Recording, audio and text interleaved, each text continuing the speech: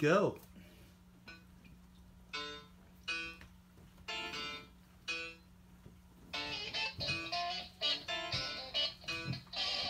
So not everybody composes their own walkout song, you know. Not bad, not bad. Not bad. I like this. So what are we going to talk about? Life and death. That's nothing more significant than that. Yeah, that's pretty much the ultimate decision that anybody would have to make. Life and death. So, where do you come down on life and death? What do you think about? Well, so it's a broad issue. I think let's narrow it down and let's talk about death in the state. Okay, death in the state. And Okay. which basically to me means we're talking about the death penalty. All right. All right. So the question is what do we do about, you know, the desire of people to kill people who have done or who are believed to have done things that are deeply wrong? And what's the right reaction to that? And is it yay keen, you go? Is it hell no? Is it, in some cases, what's the right sort of response? All right. So first of all, I'm Mike. That's Mark, and we're two sweaty guys. Just back from the gym this morning. Yep. So I start with, basically I say that any human being has the right to make a life and death decision. Okay? So because if a human being can't make a decision, then you're what? So as a fundamental thing, everybody has a right to make a life and death decision. So even if it's like Monty Python parody Burn the Witch, everybody in that crowd has an opinion, and that may or may not approach justice, but they have a right. See, it's funny because I look at it from a very opposite way, which is that we inevitably do make life and death decisions. Mm-hmm. Every time an engineer designs anything, right, they make a series of decisions about, well, but we can make it, but it's going to cost this much, and it's going to use these materials, and it means that these many people are going to die in mines, and those many people are going to... And so the question is, you're always making trade-offs. Yes. And the trade-offs are, I'm willing to kill a couple extra miners in return for saving a few lives of people driving around on roads. Yeah, that's a calculation I don't think anybody can predict. Well, but you can't, but you still do. You still make it. Okay. There's the classic Ford Pinto case. All right. Right, where Ford got the pantsuit off of them because we all remember the jokes about Pintos blowing up when they got hit from behind. And the reason they blew up is that there was a little metal shield over the gas tank that Ford decided not to put in. Okay. And it turns out that when they did discovery for the lawsuit, they found a memo from an engineer who did a very engineering thing. He said, okay, we can put these pieces of metal in every Pinto at a cost of $7 or $8, Right. which will cost us a total of $300 million over the life of the car. Right. Or we can assume that 5 people are going to die, and we're going to pay each of them $20 million, which is $100 million over the life of the car. Yeah. And they made the calculated decision to say, we're prepared to let some people die in order to make the car and make it more widely available. But that is the logical decision that anybody goes through, and it passes muster. But hindsight is 20/20. You can't really ever say, I know. Right, that Jane Doe is going to die. Right, you don't. And everybody's not an actuary, but actuaries exist. Right, but my point, I think the point I'm trying to make, and I'm not necessarily expressing well, is every decision we make is fraught in some very indirect way with death. Yes. And the tea I drink, right? The choice I make to drink a tea made in this ceramic mug, you know, whoever mined the ceramic wound up at risk of silicosis. You know, the people who made the tea were at risk of whatever disease people who harvest tea get. Yeah. You know, and so on up the chain of value. Yeah, that amount of regress is, I think, ridiculous. Well, but the issue is that for much of our lives, it's very indirect and it's very trivial. The issue in something like the death penalty is that there's no indirection, and it's not at all trivial. Okay, I agree. So let's make a distinction between actuarial life and death decisions or insurance life and death Right. decisions and the actual death penalty, where a judge and a jury, or there is some system which comes up with the verdict, Right. death. Yeah. So I'll tell a funny story, which is my roommate in grad school was Chinese American, and he's passed. He died from a blood disease, but we used to go out and eat all the time. Did he speak Chinese? Yeah, he spoke very fluent Chinese. In fact, it was hysterically funny because he had these conversations with his mom, were to be Mandarin, Mandarin, Mandarin tomorrow night. Mandarin, Mandarin, Mandarin. Come on, Mom. Mandarin, Mandarin, Mandarin. Oh, please, right? That reminds me of a Far Side cartoon. And it was one of these things where like I would be listening to him on calls with his family and just like chuckling heavily in the background. But we'd go out to all these interesting non-touristy Chinese restaurants in San Francisco, and a lot of them have the fish tank. Right, and he would walk up to the fish tank, and he had this sort of sparse beard because he imagined himself as Ho Chi Minh sometimes. And he'd sort of stroke his beard, and he'd look at the fish tank, and he'd go, "Kill that one for me." And I'd be going, "I'm having tofu." You know, but there's a direct decision, and we make that decision in a number of ways. And I think, you know, foundationally, one of the points I make is that we inevitably cause death in our life through this actuarial bullshit. Yeah. Right? I choose to drive 15,000 miles a year. Okay. And in the course of driving 15,000 miles a year, there's a non-zero chance that I'm going to make a mistake and kill somebody. Right? Hopefully it's really close to zero. Yeah. And I work hard, you know, hasn't happened yet. Yeah. Right? I can get I think I'm going to make my whole driving career and it'll never happen. But if I absolutely wanted to be sure that I was never going to kill anyone, I wouldn't leave the house. Exactly. So you know, we watched Dunkirk last night, which is, by the way, an awesome. I liked it. It is that good a movie, and it's just give him all your money and just buy a lifetime ticket to see whatever he's going to make. Yeah, it's visual, very visual. You didn't have to listen to the dialogue. There wasn't that much dialogue. Yeah, the whole thing could have been like a French New Wave movie, completely, where you're just watching it. I mean, it might have been even more interesting if it were kind of a silent movie. Yeah. Because the music was a differently kind of staged music. There was just this drumming mechanic. I liked it. I liked it, but it was different. You know, it would have been interesting. But the point being, there's a scene in the movie, and I'm going to do a little bit of a spoiler so you can put your fingers in your ear for a minute, where, you know, one of the characters on a boat gets sunk, swims to a lifeboat that's already full of people that was on its way to the boat that got sunk, and tries to get in, and they go, "No, you can't."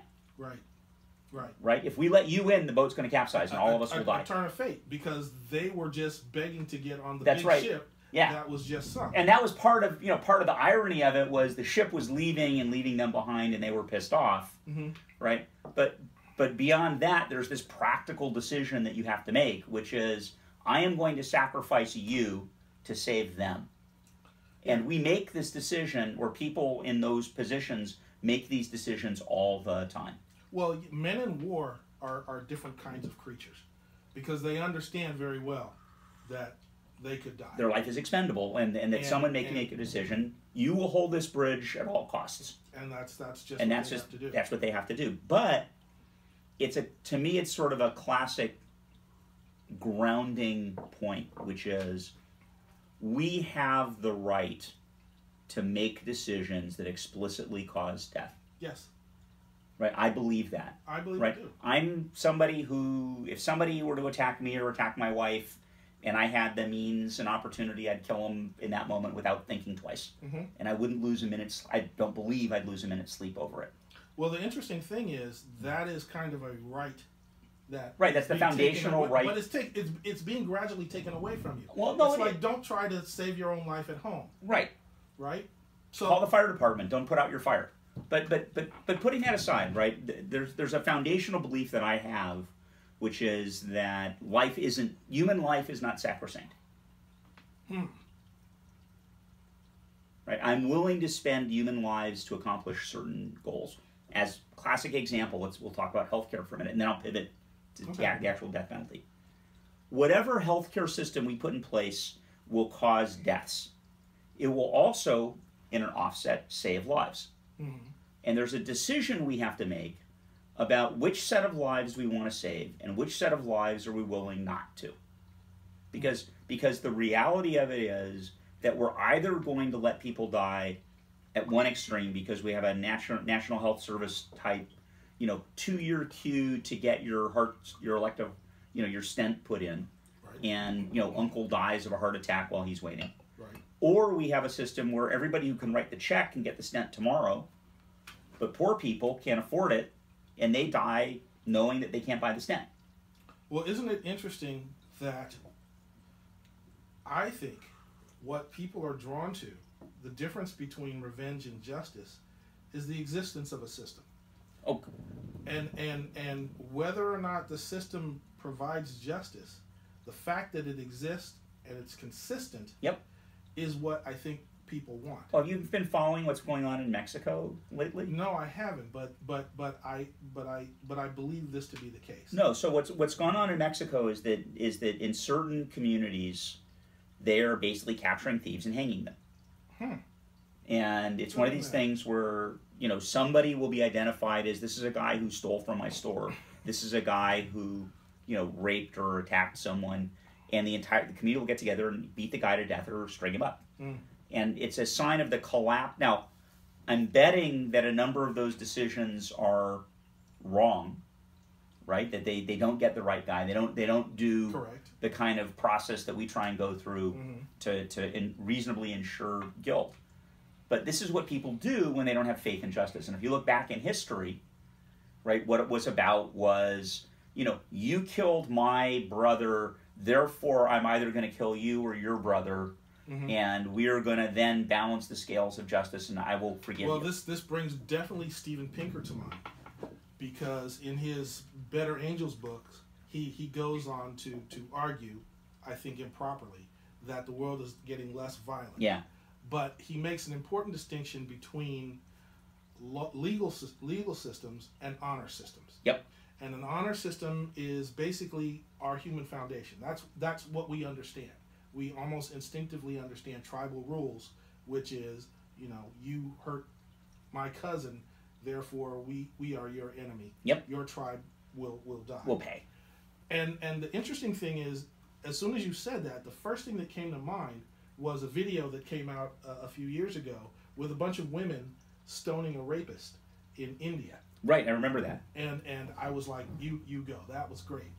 But the other thing is... Let's stop for a minute, because I'm willing to bet that in the Western world, right, people watch that video and 60-70% of the people had that visceral, you go, and then they had the intellectual, hey, wait a minute, right? Yeah. And that the other people went directly to, hey, wait a minute, right? Didn't have the you go. But I think that there is something hardwired into us that believes the scales have to be balanced. Retribution. It's retribution. Retribution. And do you know the definition of nemesis? yeah, exactly. I read a really interesting thing once about the death penalty, and I was trying to find it a while ago. But let me finish a thought. Okay, yeah. Because this also goes to the girls and boys playing soccer, which is the guys will fight, and then they'll get up and shake hands, and the red card, that's it, and it's over. Yeah. The girls will fight, and then next season, it's like, this is what you did to my girlfriend last year. Right. Boom. And the retribution goes on and on. And I think about, getting a little bit off topic, the way that women handle conflict is very different than the way that men handle conflict. Because men are socialized into territorial sports, and sportsmanship is kind of a proxy for war, and then you can get a symbolic fight. Send us your champion, we'll send you our champion, and this is the jury by combat. And that'll be it. And another sidebar, which is, I tend to agree that I think women have different conflict resolution styles than men. And that a lot of what it means to grow up as a boy is to learn to manage conflict in different ways. Right? Because, very few conflict with women end in physical violence. Well, they can't win. Well, but they don't. They usually don't. That But I don't know if that's the reason. I don't know enough to have an opinion about that. But they don't escalate to that point. Whereas with men, there's always a subtext of physical threat, and so the question really becomes one of we are accultured to learn to manage that threat away by basically it's the classic and I've lived this, right, which is you have a fight with somebody. You're in a bar, two guys, whatever, bump each other, right, throw a couple punches, right, and 4 hours later they're sitting at the bar laughing and drinking and trading drinks, right? Because man, that was a great fight. You're pretty stout there, guy. All right, yeah. And that's but kind of that's also part of another social thing, which is you're going to be on my team next time. Right, but it's also the reconciliation that's sort of wired into the male acculturation. Yeah. But let's take this back to death penalty for a minute. There are people who genuinely believe that taking any human life is wrong. I tend to think that those people are mostly full of it, right? And I think they're full of it for a couple reasons. One is that, and I laugh, they almost never take, like, if you're a Jain, right? You know what the Jain, right? Yes. They walk around with veils so they don't inhale bugs because every life is sacred and they're going to do everything in their power to minimize any taking of life that they bring into play. Yes. Most people who have this foundational all human life is sacred belief aren't Jain. And they don't really buy into the all human life are sacred. Right. What they buy into is the sort of Sartrean clean hands, hey, I didn't cause him to die. So it's sort of like there's a civil war in a little country in Africa and hundreds of thousands of people are being killed and I'm very upset about it, but we're not killing anyone. Right? So as long as we're not doing the killing, it's just a part of nature. And why would we be the world's policemen? It's none of our business. Well, yeah, pretty much exactly. Interesting. So,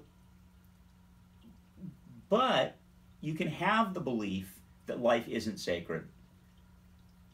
And you can have a belief that retribution is something that we want to try and minimize, right? Because we want to reincorporate people back in, right? If every time somebody insulted you in a bar, you had to kill them, right? Think about what's a world this would be. Yeah, exactly, right? You want to be able to come to reconciliation as easily as possible. You want a path to reconciliation. And so the question is, what's that path? For as long as there's been Western society, and I know criminal justice in Western society, I don't know it in other cultures, so I don't know whether it mirrors or whether we're unique.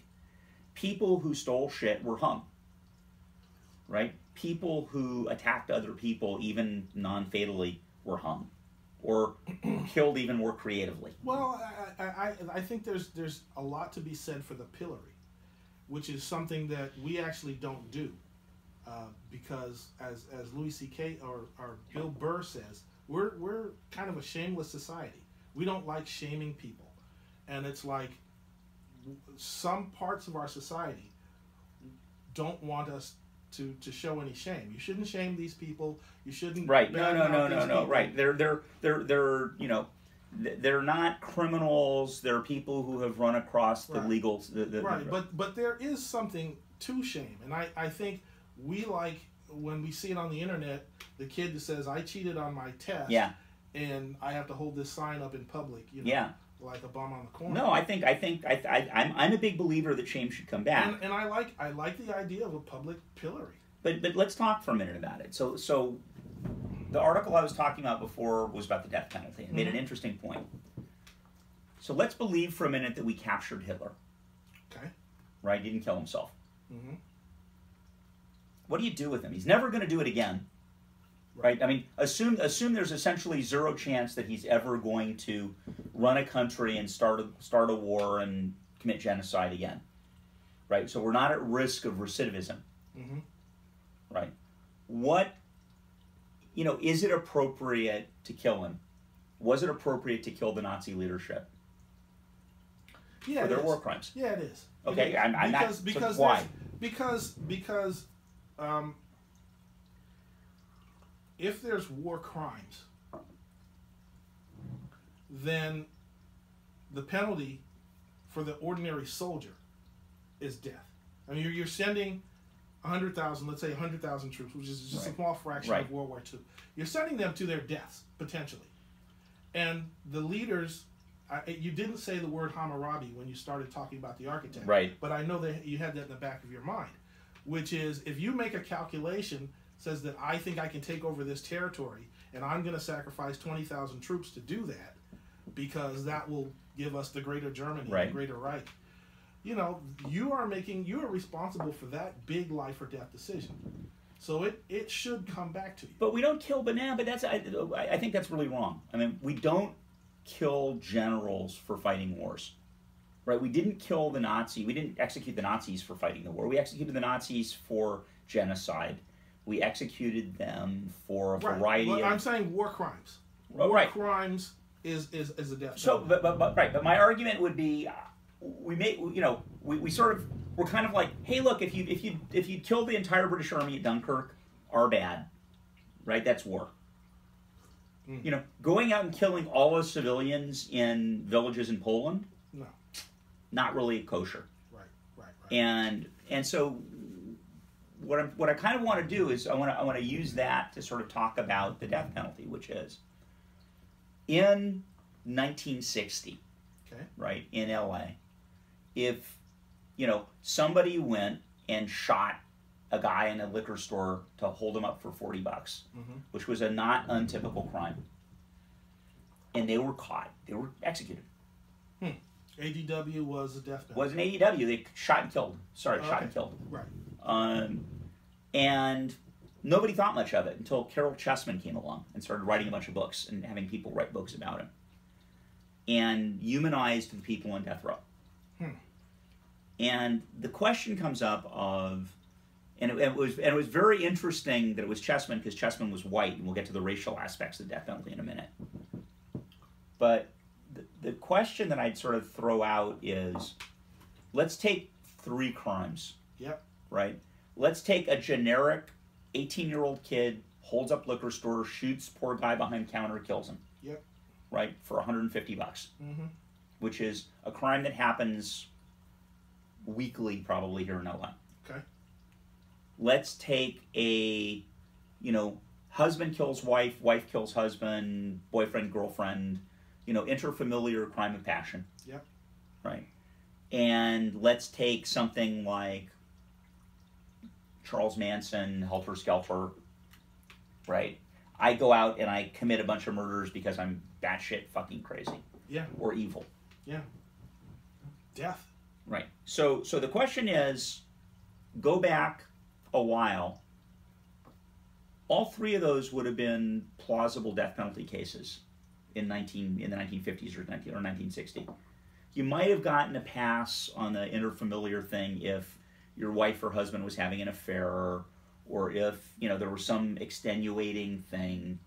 You know, they're women who kill abusive husbands now kind of get a pass, right? So there's elements in that case where people might have gotten away with it, but for the most part, you know, they're going to send you to death row. And I'm kind of going to argue that what we're doing today is we're sifting, and I think what we ought to kind of do is, I tend to sort of go, well, you know, a John Gacy, yeah, I'm kind of okay with him dying. Right? Because part of what we're doing by executing someone is we're signaling. It's a public signal. Absolutely. And it's a public signal that says that here's a line, and if you step over the line, your life is forfeit. That should be very clear. I think society should be very clear about that, with due process. With due process. Well, but I don't like the idea of having this massive population on death row that can accumulate brownie points by writing children's books, and somehow they have become a new person. So Monster Cody isn't your friend? No. And Tookie Williams was not my friend. Yeah. And so I think there, you know, I look at crime and punishment from the perspective of healing and curing. Okay? So if somebody comes in, breaks into your house, takes dog shit and sprays it all over your walls, right, and then just turns over all your stuff, rifles through it, and maybe just takes your wedding ring, you're violated. Yeah. All right. So at one point, you get to the insurance company, and they pay to replace everything. Right. Okay. So you're cured. The damage that was done has been undone. But the violation's not undone. But you're still feeling. Right. I don't feel comfortable in this house because I feel vulnerable. Right. Because that thing happened. Yeah. And then over time, maybe you go to counseling, maybe you go on vacation, maybe you do something, and then gradually you're healed. Okay? You're strong again, and you're back to where you were before. Now, if both of those things happen before the trial, and you're sitting in the courtroom, if you're not healed, you want that person to suffer because you suffered and you're still suffering. Yeah. But once you've healed, maybe you're willing to forgive that person. Well, but I think the question really is. But when there's death, the cure, I think, has to be death. The cure has to be life for any death. I think to the extent that we know the difference between manslaughter, murder 2, murder 1. Right. Yeah. So murder one is murder and commission of a felony. So I and 3 of my buddies walk into the random liquor store, and the poor Persian guy behind the counter gives a shit instead of handing over the money, and we shoot him. Right. And so it's an interesting question, because there's a question that I've always had in my head about, would it make a difference? And the studies that I've read, and I don't trust studies a lot, because studies, and there actually was a wonderful article lately about how bullshit most psychology studies really are, and unreproducible. Basically talks about the idea that what deters people isn't the magnitude of the punishment, it's the certainty of punishment. Yes. Right? If I and the time horizon to punishment, because what winds up happening is people who are criminals tend to have very short time horizons. Right? They don't think a lot about what happens next year. You know, there's the classic joke about some bank robber who's like 80 or 90 years old in jail, averaged out kind of how much money he'd made robbing banks over what period of time, right, and realized that he basically made minimum wage over his life. Like, he could have worked at McDonald's. When you count in, you know, stretches inside. But I think that so you're a little more pro death penalty than I am. I think people have the fundamental right, and I think how can you casually approach the idea, well, I'm going to do this, and somebody's probably going to die when I'm done, and I don't care, all right, because I want that thing that much, right? And I understand that there is a wide, let's say, a bell curve of something that's called the depravity standard. Yeah. Okay? We had an expression, it's like, if my little sister gets raped, you're going under the jail. Right. Right? Because there are certain crimes that even in the jailhouse population, you don't survive very well. Right. So, you know, pedophiles right. don't do well. That's the classic story. And you can't build a system and sustain a system that gets too far away from that human emotion of getting retribution. So justice has to, simulate human retribution, and it has to be swift. So there's an element of retribution, and it has to be standardized. And so the question becomes, we have kind of two problems, and then I want to talk about specific stuff in the death penalty. One problem is we want retribution because we think that will heal the aftermath of crime. No, I think retribution is cure in the case of death. Okay, but you can't bring somebody back to life. Right, but replace a stolen car. No, but at the same time, what we're talking about is the idea that, you know, if I have a retributive justice system, yes, right, then people who are the victims of crime, you know, feel that the justice system is on their side, that the system is taking care of them. Yes. Okay, that's one. The other problem we've got is, how do we not grow more criminals? How do we lower the level of criminality in society? And the question is, and this is a legit question, like I don't have an answer. Yeah. If I have a retributive justice system as opposed to a rehabilitative justice system, which one is going to have a bigger impact on crime? Now, the biggest thing that there's been on crime, and it's really interesting, is this whole lead in gasoline thing.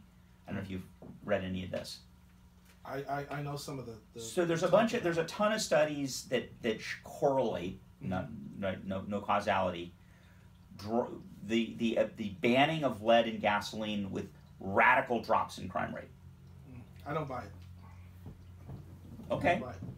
I mean, it's kind of like saying, you have these gorillas in a cage, and if you feed them meat, right? What you're saying is there's no agency. Cheerios. What you're saying is there's no agency. Yeah, I'm saying this is it has to be taken with a grain of salt about people living in a modern society. So the other one that's interesting is the Freakonomics one, which basically points out that about 14 years after abortion became widely prevalent, specifically within the poorer inner urban communities, right, crime dropped like a rock. I've heard that as well. And that people who didn't want to be moms, right, weren't moms. So here's what I think, because I don't think that's necessarily a good thing. I mean, because as the famous blogger Den Best put it, there's the pussification of America.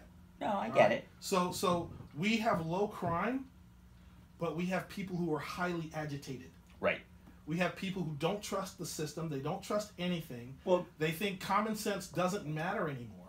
And they think all this can be manipulated. And let me tell you the thing that I think that when you start involving the system and studies and complexities like that, and you get away from eye from an eye, then you kind of legitimize. Well, you say, all right, we're going to have a perfect no death penalty society, and if your child gets murdered, $1 million. All right. Anybody gets murdered in America, we guarantee you $1 million, but we won't kill the guy who did it. And there are people who would take $1 million and go out and have the guy killed. Exactly. What you're talking about is, so there's a Willie Nelson song, "Beer for My Horses." I don't know if you've heard the song. I don't know that one. So the basic premise of the song is there's a bunch of bad people around, and every so often you got to go hang them. Right? You got to round your guys up. Get all the rope in Texas and go hang them from the tallest oak tree. Or as Ben Grimm said, it's clobbering time. Yeah, right, exactly. And, and then we get, when the gun smoke clears, we'll go back to the saloon and it's whiskey for my men, beer for my horses. That song resonates with people for a reason. Right? There's a concept of justice in that song that makes sense to people. Right. But it also means the sheriff hasn't been on his job. I know, but now let's turn the question around. Let's talk about America in 1960. Right? I was a tiny kid, so I'm talking from literature, not from memory. I was a sparkle. Right, exactly. Sartre and hands clean. Yeah, exactly. And the reality of it was that if you were black, the probability that you would be executed was dramatically higher than if you're white. If you were black, the odds that you would in essence be railroaded without a real process were vastly higher than if you were white. That if you look at the standard of justice that applied to the median black, right, arrestee and the median white arrestee, or the median white arrestee and the median brown arrestee, they weren't the same. Right. Explicitly weren't the same. I mean, it wasn't like a real subtle thing like it is today. It was sort of like, well, fuck him, he's a black gangster. Well, yeah. I mean, I think you can say there's one standard in New Hampshire and there's another standard in Alabama, and they're not equal. Yeah. But that is, you can. I think you can draw a circle around those things, and I'm not one of those people who take the significance of race as a very large variable without considering the rest. No, I think... Because in 1960 there were 20 million Negroes. Right. And they were all called Negroes. And most of them were poor. Yep. So anything you could say about 1960 Negroes, you could basically say about poor people. Yeah. Poor people who were out of the mainstream. And crazy shit happens to poor people who are out of the mainstream. Yeah. Especially in backwoods communities. You never know. Yeah. But that's kind of where you're talking about an honor society versus a rule of law Right. society. No, and I think that And the standard rule of law is what everybody wanted. That's what everybody wanted. We wanted equality. that's right. You wanted justice. You wanted justice and retribution. We want systems that work. Yeah. So that when the white murderer gets up there, they don't get away. That's right. There's an interesting. There's two interesting things that come out of that. He thar. Right.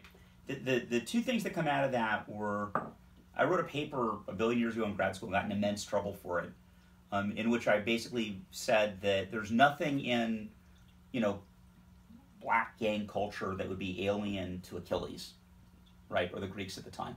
Right. Right. That there's nothing in that behavior that I can't map directly to what Homer describes, in terms of being an honor culture. No doubt. And but the other side of it that's sort of interesting is so there's my one little tick for Monster Cody. Right. Who actually, by the way, he wrote me a very long letter. Did he really? I have a draft of his first book somewhere in my garage. And what, he read your blog? He read my blog, yeah. And at the time, somewhere around 90, 91, yeah, I was kind of heavily into that. This was started with City of Glass. Yeah? Davis. Yeah. And he was full of shit, by the way. Well, yeah, I think so. But he's the guy who coined South Central. Right. And so I used to hang out at the Aquarian Bookshop because the Lagans were friends of the family. Yeah. I knew them growing up. And all the old Watts poets. Yep. I used to hang out with those guys and listen to them. And there was a guy named Donald Bakir who wrote a book called Crips, which was not a very good book. But they were all up in arms about the woman who wrote Monster Cody. Right. And yeah, I hung around those guys a lot. Interesting. And I have firsthand experience with them. And I ended up siding with Stanley Crouch because he was an exile from that same group. Right. So that's an interesting story in and of itself. But gang culture, honor culture is close to our natural instincts. And you need some consistency to make that a justice system. But the justice system doesn't have to be as complex as it is now. And I think it has gotten so many complexities, and the law has become so complex. Yeah, I agree. That there's dodges and ways that you can get through that. Yeah. There's a great show that my wife watches about this lawyer in Australia, and he's sitting around the dinner table, saying, you get these scumbags off through technicalities all the time, and he says, there's something you don't understand about me. I care very much about the law, but I don't give a shit about justice. Right. And that was his excuse. Yeah. And when the law gets that far away from justice, what do people do? They revert to honor culture. They revert to honor culture. So when the institutions fail, when the law fails, when the systems fail, people fall back to their So what you're saying is that we're at risk of Mexico-style vigilante justice at some point. Absolutely. This is the redneck revolt. Yeah. This is the Tea Party. This is the election of Trump. This is people saying the New Yorkers and the Washingtonians, those two cities, they don't run the country. Can we get away from that issue, can we? Well, it's about legitimate. The public's faith in the system. Well, that's legitimacy. That are supposed to be right. That's what I call legitimacy. Representing our interests. Why do you stop for red lights at 3 a.m? No, seriously. They are so bad in New York. I know. I swear to God. I know, but we're not going to talk about New York because New York's a whole different. Like I have to recalibrate my walking skills when I come back to California. But in seriousness, why do we stop for red lights at 3 a.m? Yeah. Right? We stop because we've internalized the value of stopping at a red light, not because we're worried about getting caught. There's nobody around. And it's a simple law. Yeah. I mean, I've been to Culver City recently. Yeah. Okay, not they have lights, they have walking lights, they have sounds, Yeah. they have someone speaking. It's okay to cross the street now. Right. You know, that even that's getting a little bit more Little complicated. robots that hold your hand. And then there's bike lanes. Yeah, I know. And yeah. And in India they do it without lights. I know. And in fact there's argument that it's somewhat safer sometimes without all that stuff. Yeah. But yeah. I want to go back to death penalty for a minute because that's both. I think that's a meaty topic and it's interesting. I think, why do people not like the death penalty? I think people don't like the death penalty because they feel personally accountable for the death. Right? They feel like, you know, it is being done on their behalf, and they don't like that idea. Yeah, I can see if you live in Manhattan Beach, right, where there's been, you know, 10 murders in the past 10 years, if right. that many. Whereas if you live... all these other people in Inglewood are getting killed, and I don't know, maybe we could give them a break. You know, if they have a scholarship to this school, if we could send them to his life. They're always promising students. Yeah, if we could send them to Chaminade. And there's an interesting thing in which I noticed that, you know, I think back about the black people who I knew as a kid, and they were all about retributive justice, and they were all about, like, you know, he stepped over the line, fuck him. Yeah. Right? I'm not giving him a break. And I think that there's a certain, looking for the word, I don't know. I think our society, unfortunately, has bred too many fancy people. Fancy, dainty people. And they think that the thin blue line is thick enough. And my favorite economist, Mark Blythe, says the Hamptons is a low-lying beach, and that is not a defensible position.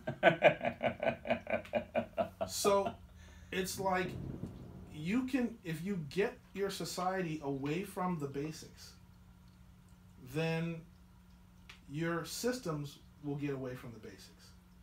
And so do you think this is why so one of the things that sort of amazes me, and we're totally all over the fucking map here on this, I'm kind of floored by the widespread apocalyptic attachment that people have today. Yeah. And you know, I have you know my crazy gun friends who are serious preppers. Yeah. Right, who are moving to, you know, redoubt states and who take this stuff, you know, this is how I'm going to drive my life. Mm-hmm. And okay, and actually, you know, most of the redoubt states they talk about are kind of, Wyoming's a pretty cool place to live. I'd live in Wyoming in a minute. I would too. You know, it'd be cold, but I dig it. And I have, but even in my kind of New York friends and my West LA friends, there's this sort of air of things are going to fall apart. Yeah. And to what extent do you think some of that gets driven by I don't think government is punishing people hard enough? I think it kind of builds on itself. I mean, when you basically say, you know, after the certain administration called out Wall Street, the Jamie Dimons of the world, and then they still got away with it. Yeah. They ended up getting bailed out. Oh, yeah. And the ordinary guy does not get bailed out. Yep. You kind of say, I got to be on the other side of the line. You know? If you're in Silicon Valley, I have to build an app that so many people will buy. Right. No, I've got to get across instantly. Right. I've got to get across that line, and if I can't get across that line, I'm fucked. Right. And the interesting thing somebody mentioned is they end up turning software into real estate. That's where all the money goes. Yeah. And so there is a certain sense that you have to get a house and a castle and an alarm system, right, and all that stuff. And the whole zombie apocalypse thing is, we all kind of know that this is going on. We all feel that we're kind of powerless. The fragility of things and the powerless. Yeah, and we know that. And you think that bringing back a stout death penalty would help steer that away?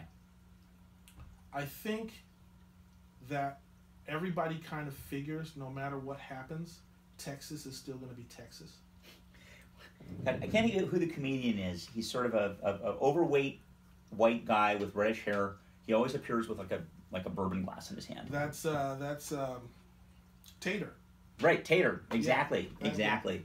And he had this great line where he says, "Yeah, the rest of you guys are abandoning the death penalty in Texas. We're building a fast lane." Exactly. You know, and exactly. you know, and it's there's probably this part of the great sort is that people who believe in that stuff move to Texas. Yeah, yeah, yeah. I think so. I think a lot of people. I mean, what David Brooks did as Patio Man. Yeah. And it was like that was an economic thing, which Yeah. is it's too expensive to live in Boston and New York and the Northeast, Yeah. and they're crumbling. They don't have the infrastructure. Come down to the sunny Southwest, and it's nice. And I moved from New York to Atlanta in '95. Yeah. And I was shocked and amazed at how cheap gas was. Oh, everything. Movies, Yeah. everything. And it was easy. Life was easy and slow. Yeah. And you missed the sophistication, and there were certain class of artists who wouldn't go through Right. Atlanta, and you know, the the Blue Man Group never went through Atlanta, and so you missed those delights. It's me rolling my eyes. But there's another way. You know, people in Georgia, people will start a deep conversation like, "My daddy told me." Right. And in New York, they'll say, "There's a study out of Yale." Right. All right, and you get closer to the human thing and away from the institutional thing, and we kind of all know that the humanities have gone to shit, and we kind of have said for 30, 40 years, if you send everybody to college, then we'll all be civilized. Yeah. And that hasn't worked out. No. So there's a certain amount of leadership that just doesn't scale. Everybody can't be a general. And we've kind of lived too long in that economic model where we think, you know, we can make America great again by, you know, getting everybody on that same middle class train.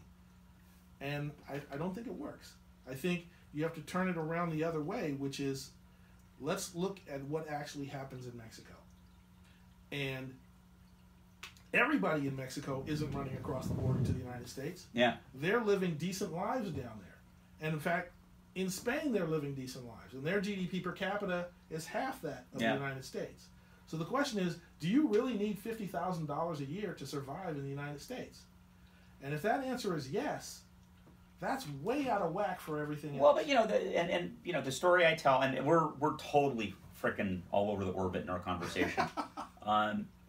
So my dad, first job, kind of, you know, after he married my mom and had to get like a real job, was he worked for a construction company, and they built houses in the Bay Area, and they built 900 square foot GI houses, 900 square foot, 2-bedroom, 1-bath, kitchen, dining room, you know, living dining room, carport, and they sold for like $7,000, $6,000 or $7,000. You couldn't build that house today.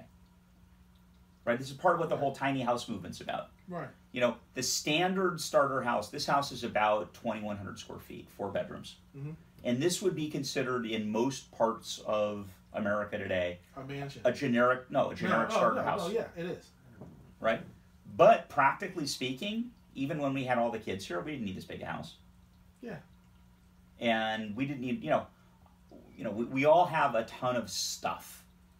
Tell me about it. I know. And we are in a culture that values, you know, I've got a cool phone, and I've got, you know, a nice teapot, and blah, blah, blah, blah, blah. And so we go out and we make all this money, and we spend it on stuff. Yeah. I think we can say that. I mean, again, what are we defending? And I think a lot of us understand that we're defending a lot of nonsense. Well, our lives are full of clutter here in the upper middle class. So on the coast. Yeah, but again, you know, I'm going to make a valiant effort to get back on topic. No. That's what I'm saying. Though we think we can be insulated from the element. Right. And the element is going to get sick and tired of us. Yeah, but so there's a couple things about the whole element thing. I had presumed when I was looking at this back in the 60s, back in the 70s or in the 80s, Mm-hmm. and it was growing and scary and people were anxious about it, Mm-hmm. that a lot of what this was about was just deep culture, right? There was a dysfunctional culture that had taken hold, Mm-hmm. and that was attractive and was growing. And then, basically, it died out, right? So cultures don't just die out. No. So the question is, what happened? Why did crime drop? What changed that made things different? I don't know. I don't necessarily. I don't want to dismiss that, but I don't necessarily think that the expression of crime Yeah. is what it is. Let me just throw a theory that way. Okay. Elvis was dangerous in the 60s. Yeah. All right? He was just too far out there. Couldn't show him on TV. But now, Oh yeah. everybody can say everything all the time, Right. no matter what. Lady Gaga shows up, Right. barely clothed, Right. you know, talking about, you know, her sex life, and people think it's awesome. Right. So we have, and I always think of, when I think of weed is legal in California, and who knows how many So other we've states. defined deviancy down, as your phrase. Yes, we have. We have. So we've just said, hey, the criminal element is okay. Parents who, you know, curse at their kids in the supermarket, we're not going to shame them anymore. But that's not criminal, right? The It's issue. not. But here's the thing. If there's anything to the argument that we used to be a repressive society, Yeah. that repression is gone. So it's very funny that you talk about repressive society, because I think a lot about the whole Freudian thing, civilization, right, and the id. And again, you know, watching Dunkirk last night, I was thinking about Mark Rylance, the civilian guy driving the boat, Okay. right? And he was the perfect civilized Englishman, Yes, he was. right? He's got his tie to the top. We are doing our duty, Mm-hmm. right? You know, his son lies to comfort this other guy. He Right. gives him the appreciative nod. Right. You know, we are going to do what we need to do, Yes. right? And that's the kind of Western civilization, archaic, kind of almost hero, Mm-hmm. right? That was the substance of what it meant to be Gary Cooper in High Noon. Right. But we don't have those opportunities in our But society. it's not just a matter of opportunities; it's we don't credit the style, right? What we talk about is how he's got to stick up his ass. What we talk about is how he's not really honest about who he is. Right. We don't talk about, you know, the need to step up and do the right thing in whatever context you're in. Yeah. And, you know, and I guess one of the things I wonder, right, is can you have a world with no death penalty and still value that? No. Okay, why? Because a world with death penalty is a world without courage. Okay? Because you don't face those guys. And I immediately think of George Carlin. George Carlin as a catalyst for saying the 7 words that you can't say on TV. And so now he's going to go talk about getting high and doing all these other things. The early George Carlin was very interesting, and I think he was good. Yeah. But the later George Carlin was this rich guy talking shit on stage, Right. and pissed off at everybody and everything. Right. So he's kind of the counterculture gone completely big. Right. And you know that he never had to fight for his life. He never had to be really courageous. He's on stage talking truth to power, Yeah. but he doesn't have any skin in the game. He's a comedian, Right. right? So he is not a courageous man. He doesn't have to face anything. He sits, he gets in a limousine, Right. he goes to wherever he lives in Malibu, and he comes out. His office used to be my lawyer's office, and next to my lawyer's office in Brentwood. So that has become the paradigm of the American cool, all right? Which is this kind of, let's just curse and Everything sucks. Nothing is good enough. Right. Everything's miserable. right, And you contrast that to Gary Cooper and High Noon. right, and there, he doesn't even want to take the opportunity to represent a positive thing in society. So I'm going to throw my hands up at our original topic and talk for a minute. And I think this is going to be a mess. And I don't know. All right, well, how let's close because we're coming in on an hour Right. for the death penalty. Okay, I say that a justice system should be simple and transparent, and it should do the curing at an eye for an eye level when it comes to murder one. Okay, you can finesse all the rest, but if we have like a 90% incarceration for those found guilty of murder one, dead within a year, that's good. So it's an interesting question because intellectually, and I'm gaming this out in my head as I'm talking, intellectually I don't think I agree. Okay. And I think that I want to save it for extraordinary cases. Right? I mean, I'm talking about the Gacy's of the world. I'm talking 17,000 murders per year. That's what we do. I know. 32,000 suicides per year. A year. But what I'm gaming out is somebody kills my wife. Sent away for 20 to life at Folsom Prison. Okay. How am I sleeping every night? I don't know. It's an interesting question. This shouldn't. That you shouldn't have to intellectualize that. That's what I'm saying. Right. No, I mean, what I'm saying is that my gut is disagreeing with my head. Right. Right. And you know, we honor people who forgive. Right. We honor the family that forgives the killer of their kid. We do. We do, but season 1, Game of Thrones.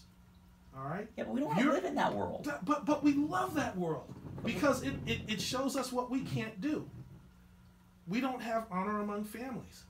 Yeah. And as dirty and crazy as those politics are, at least we know what a hero and courage is, and we and even the bastards. You may get your wish. I mean, I think that you know there's a non-zero chance we wind up with a world where that makes sense. I'm not sure how I feel about that. I'm not sure I think that's a good thing. You know. Last word on the death penalty. Last word on the death penalty is if I felt that there was a fair and equitable justice system, right, and that kind of everybody got the same breaks as OJ, I might be more supportive of it. But because I don't foundationally trust the justice system, which is itself the problem, this is the root of the problem. Yes. Right? I tend to say I'm going to limit how far I think they can go. Yes. And I think that what I'd sign up for today would be, the John Gacy's of the world, the Ted Bundy's of the world, right? Needle them. I don't give a damn. Right? You don't even have to needle them. Just, stand up and shoot them. I'm very disinterested in the humanity of exactly how we execute somebody. That's very much a clean hands kind of issue. Guy's dying, right? Yeah. So you would go with hanging, firing squad. Yeah. I mean, I'm relatively. Share, yeah, doesn't matter. Doesn't really matter. They're dead. Yeah, pretty much. How about hacking their head off? A little uncomfy with that because that tends to be part of a whole public spectacle thing. Yeah. Right. What they do in Saudi today, or what they did in France during the terror. All right. But I don't know. I think this is one of those there's a couple of foundational questions that just divide us. All right. And not you and me, but us as a society and culture. And I genuinely believe this is one of them. And it'd be fun to map them out and decide which ones marked a territory. All right. So this is one. This is definitely one of them. All right. I'm going to argue that this is one, abortion's another. Let's cue the outro. Hang on, I got. So now we have affirmative action in the archives. Right. And this is death penalty, which brings up a lot of other questions. All right. His music, by the way. 607 on SoundCloud.